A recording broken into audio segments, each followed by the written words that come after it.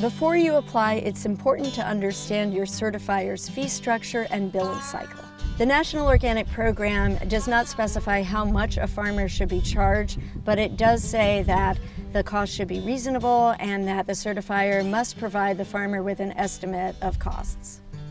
Actual certification costs vary depending on the certifying agent and on the complexity, size, and type of your operation. Typically, there is an application fee or annual renewal fee and inspection fees.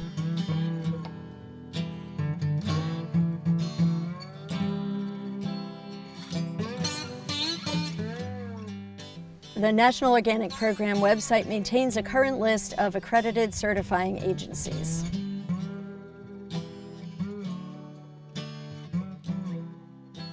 Federal funds are allocated for helping organic farmers with their certification costs.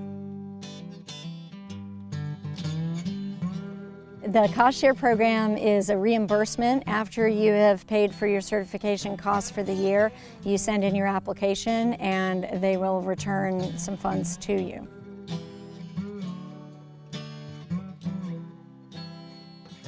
The Organic Cost Share program is helpful to organic growers. We've used it. It's not difficult to apply for the funds, and it helps to defray the cost of certification. Once certified, the USDA Organic Certification Cost Share Program reimburses handlers and producers up to 75% of their certification costs, not exceeding $750. An operation may apply for cost share on a yearly basis as long as the Farm Bill provision is renewed, and the reauthorization of the Farm Bill is done every 5 years.